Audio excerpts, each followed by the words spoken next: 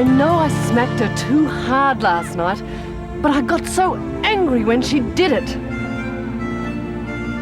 Well, I put Lucy in a room for so long last night, she fell asleep. And missed out on dinner.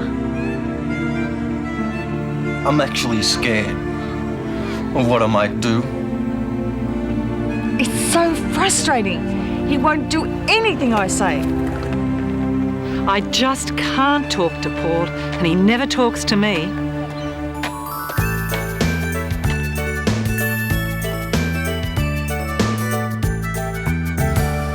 When we're expecting our first baby, most of us swear we'll never smack. Our children will be happy and angelic and perfect in every way. But the reality is parenting is incredibly difficult and an awesome responsibility. No one tells you what it's going to be like. Well, they might try, but you don't listen. And most of us are racked with guilt when we feel angry and lose control. Well, it's okay to have strong, not so nice feelings about your kids sometimes. It's normal, especially when they drive you around the bend day after day. There are lots and lots of different ways of handling problems with children, and in this video we'll look at some alternative ways of solving problems that can work for both kids and parents. We'll talk about parents' rights, we'll talk about kids' self-esteem, and we'll even help you and your kids to start talking to each other.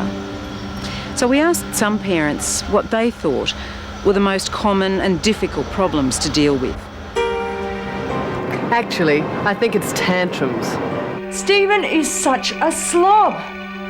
Look at this mess. It drives me crazy. My two never stop fighting. I haven't got a clue how to handle it. I just can't seem to get close to Paul, you know. Find out what he's thinking and get him to tell me how he feels about things. The supermarket, it's a nightmare. Every time I go shopping, at least one of my kids ends up having a tantrum. I just don't know how to deal with it. Mum, can I please? No. Where's your sister got to? Oh. Mum, can I please have these? I said no. Where's Kate? Why can't I have them? You just can't. But why? Because I said so. Oh, come on, I want them. James, I've just about had it up to here with your whinging, really. I'm not joking. How many times do I have to tell you? I said no and I meant it, okay? Where has she gone? But, Mum. James? Give me those lollies! I want them! Give me those lollies! I want them! Give me those lollies! I want them! Give me those Here. lollies! Spoiled brat. Where have you been? Oh, please, don't ask. Okay, kids, get in the car.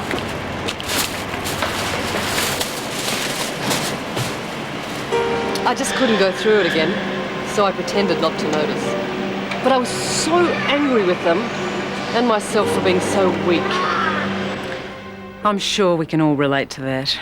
It's so hard not to give in, but giving in usually guarantees a repeat performance.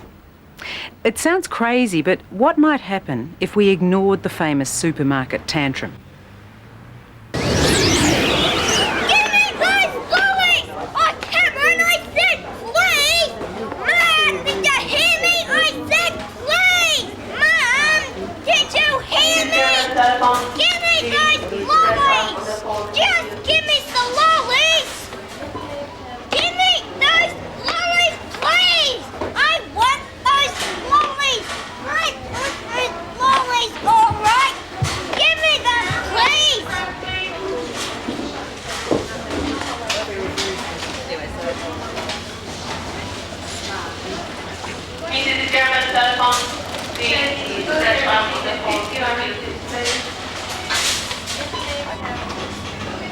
If they realise that tantrums won't work, once they get used to you ignoring them when they do it, they'll stop. Deep breathing helps to take your mind off things and keep calm. Another way of dealing with a tantrum is to nip it in the bud before it really starts by distracting your child with something interesting nearby. Why can't I have them? You just can't. But why? look at that spillage over there. What a mess, hey? Oh, look at the colour of it, pink. I'm glad we don't have to clean up that mess, hey? These tantrums happen to everyone who goes shopping with small children. But tantrums can happen at home as well. Mum, What is it, Lucy? I'm right in the middle of making dinner. I'm hungry. Yeah, well, dinner will be ready in a minute if you just want to go out and play for a while. Hello? Oh, hi, Mandy. Look, can you hang on for a sec? I've just got to put the peas on. If you can just wait a little while longer, Lucy. I want something now. No, you can't. It'll spoil your dinner. Oh, the baby's awake. Can I have this tzatziki? Lucy, I really don't need this right now. One Vicky. No, and that's final. Not final. I want a Vicky. Just one Vicky. Why can't I have a Vicky? Why can't I have a Okay, Vicky? Lucy, I want time a out. Vicky. Come on, I want in a the Vicky. bedroom. I want a Vicky. Quick, Mark.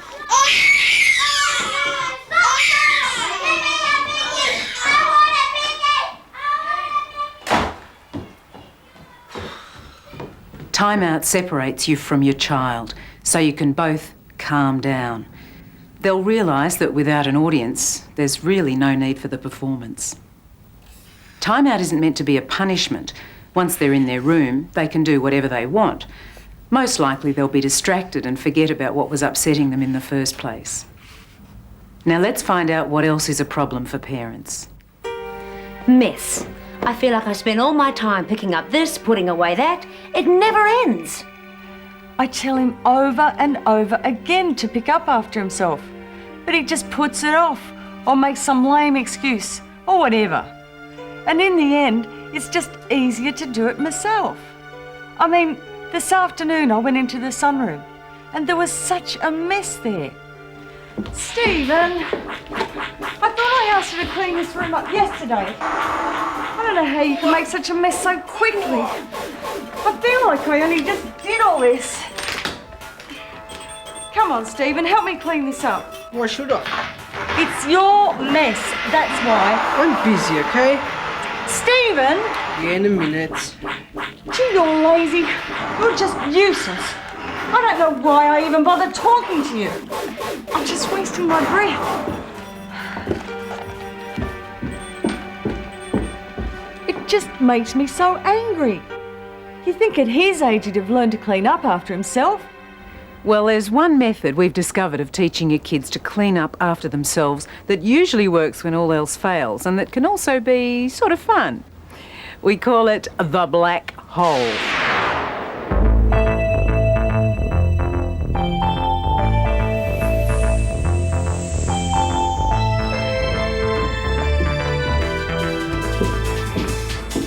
Okay, Stephen.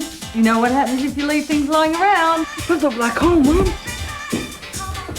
Come on, Stephen. Now stop. You know the rules we agreed on. I come in here every day at 7 p.m. Anything of yours that's on the list and not in its proper place goes into the black hole. And you get it back at the end of the week. Oh, not the Nintendo, that's not on the list. Yes, it is. You'll get it all back at the end of the week. That was our agreement.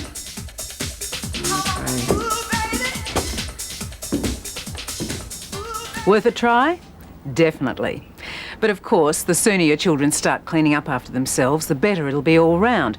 You won't be angry so much, and your kids won't have to put up with having angry parents all the time. It won't happen overnight, though. Younger children especially have trouble remembering rules and details, so you'll have to keep reminding them for a month or so, which may seem like a long time, but in the scheme of things, it isn't. Or would you rather be picking up and putting away for the next 20 years?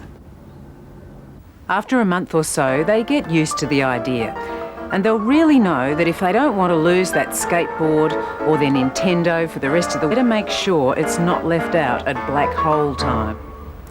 If you can stick with the black hole, they'll learn a valuable lesson that they can use for the rest of their life.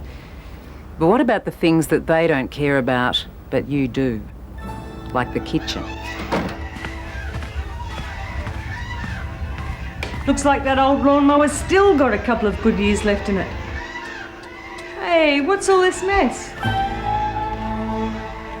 I said, what's all this mess over here? Whoops. Wait a second. Aw, but Mum.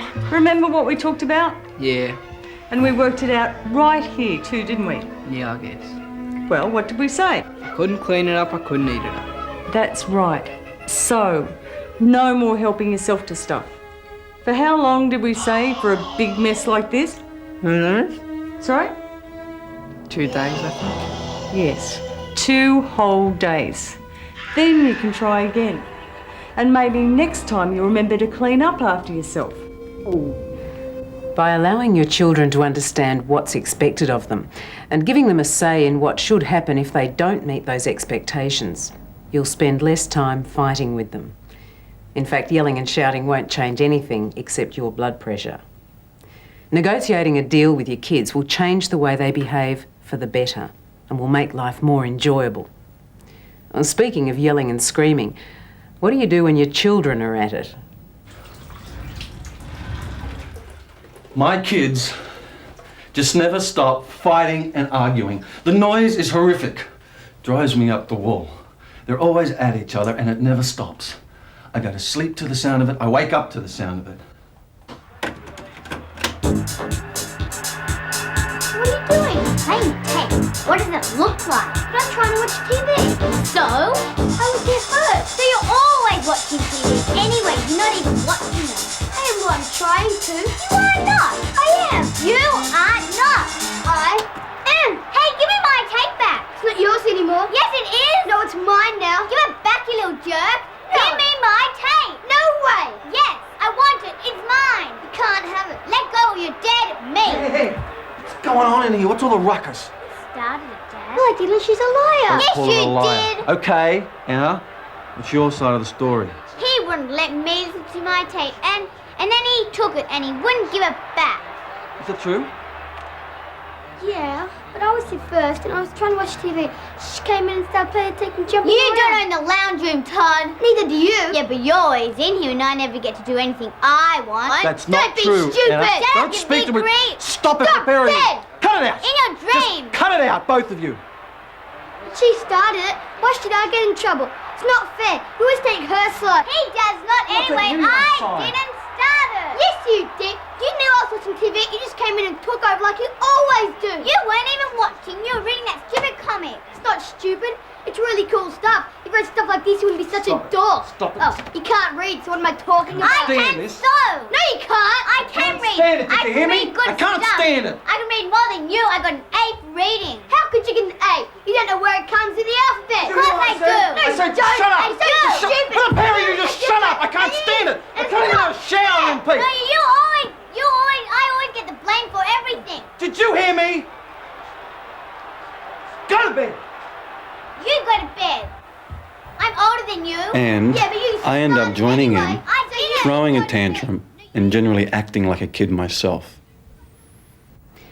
What we have to realise is that it's their problem, not ours, which is not so easy.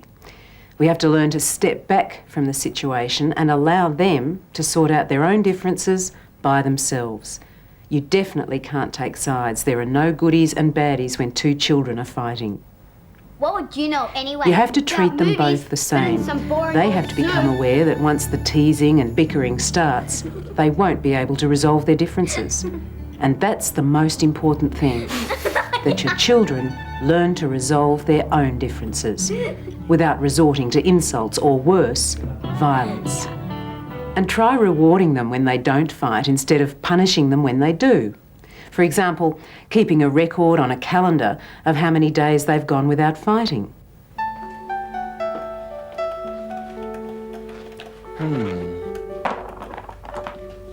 Bad move.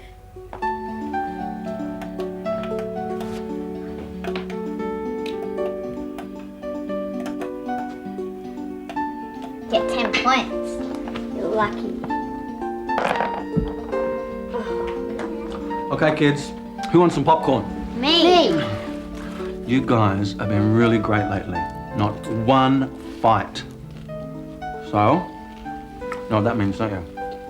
A treat. Yeah, treat. So what's it gonna be? A movie or a zoo? A movie. movie, a movie. No, the Movie? zoo. I want to go to a movie. And I want to go to the zoo. So you can visit your relatives. Shut up, you Come little on, turkey. Todd. No, you shut Don't up. I talk never to get to him go like that. anywhere I want to Stop go. telling each other to That's shut because you up. always want to go to yucky places. I do not. You do Just too. hold it right there. I think you two better sort this out between you. And when you do, I'll be in the kitchen. What would you know anyway? About movies, better than some boring old zoo. Boring. It's great. Boring this thing, just like you. You're really asking for it, Todd. Better than some boring old zoo. It's not boring. It's great. It's boring as stinks, just like you. I'm Todd. The zoo really isn't that bad, Todd. No, it's awful. Movies are fun, especially adventure movies.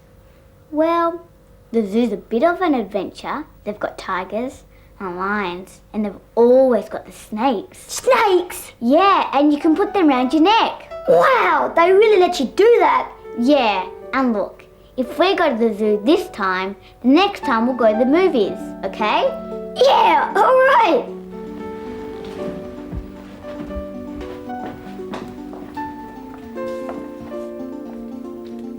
Oh. Okay. Well, what's it to be? The zoo. The zoo. It's got snakes, Dad. Okay. Well, get your shoes on and let's get going. Come on, Dad. Once kids know they'll be rewarded for good behaviour, they won't stop fighting, but pretty soon they'll learn to resolve their differences quicker and without violence. And if we can step back and not get involved in what is really their problem, we'll have fewer headaches and our kids will fight a lot less. It's hard to believe that kids can really learn to sort out their differences by themselves. And that raises another issue, communication. I can't even talk to Stephen, let alone get him to talk to me. We used to get along fine, but now it's like living with a stranger. I wish I could get Paul to really talk to me. I can't seem to get him to open up. Many of us feel bamboozled by our lack of communication with our children as they get older. Often our kids want to talk to us, but the way we respond either blocks or opens up communication. So let's look at how we sometimes block communication. Oh, hi, darling. How's your swimming lesson? Right. Oh, you poor thing. What happened? Did that swimming teacher make you do something too hard? No. Was it the chlorine in the pool? It stung your eyes, didn't it? Here you are. Let Mummy wipe them for you. All right. Well, it must have been something. Not really. Come on. You can tell Mummy. What happened? Well, I got dumped. Oh, I see. Oh, well, never mind. You're all right. I'll go and talk to the teacher. Mum, don't. Okay. Well, I'll talk to whoever did it. I'll straighten them out. Don't. Why not? We can't have my baby boy Mum, being don't, picked Mum. on now, can we? Mum, don't. Please. Hi, Paul. How's your swimming lesson? Right. Rotten? Those swimming lessons are costing me good money. You know, you're very lucky to be having lessons at all. In my day, we couldn't afford it. What's wrong with your swimming class, anyway? Nothing. Exactly. Your swimming teacher is one of the best. Not many kids get to spend their afternoons in an indoor heated swimming pool. Yeah, sure.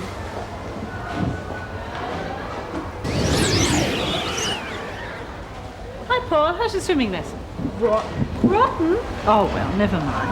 Hungry? Yeah, I got dunked by Peter Jorgensen. Oh, dear. How about some yummy chocolate cake? Thanks. Here you are. Eat it up now and then go and get changed and just forget all about it. Yeah, all right. None of these methods are really communicating. The first time, Harriet tried to solve Paul's problems for him. The second time, she didn't even ask him what his problems were. She told him. And the third time, she only managed to distract him from his problems. So why can't we get our kids to talk to us? Maybe it's the way we listen or don't listen. There's nothing to listen to, you say? Oh, but there is. If you use a technique called active listening. It takes a bit of practice, but after a while we can actually help our children to solve their own problems just by really letting them talk it through. Hi, Paul. How's your swimming lesson? Rotten. Look like you've had a rough trot. What happened? Got dunked by Peter Jorgensen. I see. And you didn't like that very much, did you? No, and the teacher wasn't looking, so he didn't even get in trouble. You got upset that Peter dunked you and got away with it. Yeah, it's not fair. I didn't do anything. How did that make you feel when that happened? Well, I got really mad, but what could I do? I didn't want to dob on him. You really didn't want to get Peter into trouble. Nah, he's alright, I suppose. I think he's just jealous because he can't swim as well as me. Paul, what do you think you'll do next time if it happens? Well, next time, I'll talk to him and maybe even show him how to swim better. Ah, so you think that if you can help him to swim better, he won't get jealous and he won't dunk you? Yeah. Ah, good on you. Yeah. With active listening, you don't have to solve the child's problem for them, which is quite a revelation when you think about it. I don't have to come up with a solution to every one of my children's problems. Yippee! Children, like all of us, sometimes simply need to clear the air, get things off their chest and talk about their problems. Just by listening and allowing them to express their feelings, we give them a chance to work things out for themselves. But we've only just covered the basics of active listening here. It's taught in classes and there are plenty of good books on it too. Sometimes there are going to be problems they can't deal with on their own, but most of the time they can. And it's something that as they get older, they're going to have to do. The sooner they start to solve their own problems, get in touch with their own feelings, the better it is for them and us. Yeah. Good on But we as parents have to believe in our children, and by really listening to them properly, we'll be helping them improve their self-confidence and their self-esteem. Not listening is the quickest way to squash this. Can I help, Mum? Oh, I don't think you should, dear. You might drop something. Oh. Oh, all right, but be careful.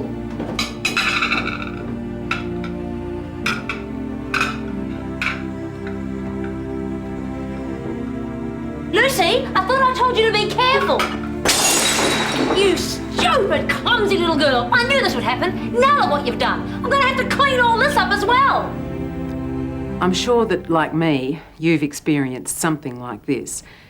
How often when we expect our kids to behave in a certain way, they will. Carmen expected Lucy to drop something, and she did. Kids do tend to live up or down to our expectations, so we may as well expect the best. If we respond to them in a positive way, without insults or put-downs, then even if they make mistakes, their self-esteem won't suffer. Can I help, Mum? Sure, Lucy, that'd be great. How about you put these on the sideboard?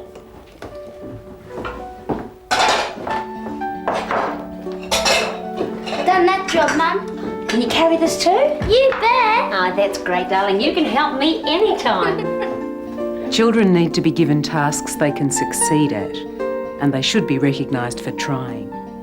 How's it going, kids? Nearly finished, Dad. You're doing a great job there, Anna. Thanks a lot. What about me, Dad? Oh, you're doing a great job too, Todd. There's your spot. Actually, I'm proud of both of you. And guess what? What? I love you.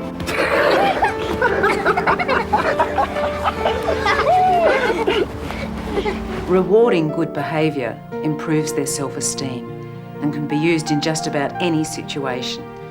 And it doesn't have to be lollies or presents or money. It can be just good words. For example, if you see your kids playing together, sharing things, you could say, "Great sharing, guys." Or just give them a cuddle. Some days they really get on my nerves. Things build up and I totally lose it. It makes me furious.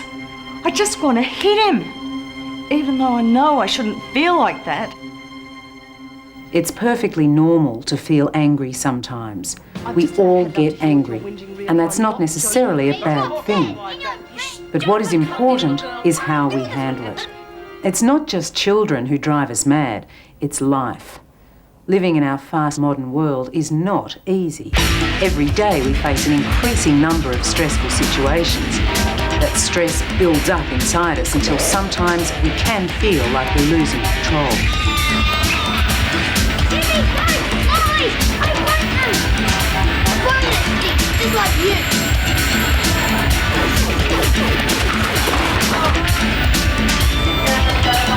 Wait till I tell your father about this.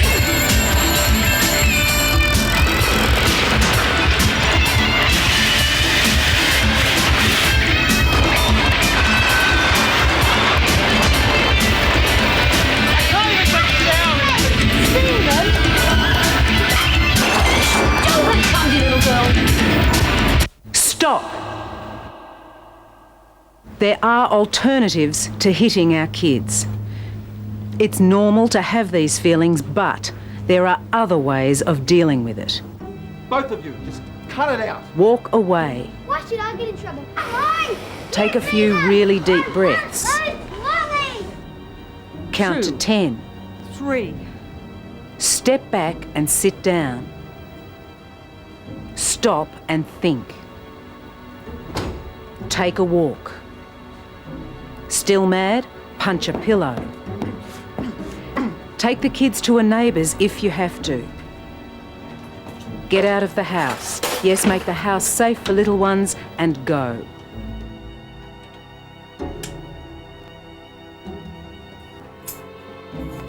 Hello, Judy. Ring a friend or relative or a helpline. Talk to someone. If you feel you're losing control and can't stop yourself, get help. Everyone needs it now and again. There's no one way of raising happy and healthy children because there's no one type of parent. The methods we've shown you might have to be adapted to your family's needs. Try to relax and enjoy your kids. Listen to their needs. Explain yours. And set limits. Come to an agreement with the children that spells out what they can and can't do, and what will happen if they step over the line. Give them choices and make sure you're comfortable. Parents have rights too. You shouldn't be a slave to your children, but allow them to enrich your life. And when a problem arises, be confident and keep a positive attitude. You'll be surprised because most of us know more about parenting than we think we do. Praise and reward your children rather than criticise them, and you'll be amazed at the difference in your family. But above all, enjoy your children and show them that you love them. They need to know that. Oh, and wish me luck.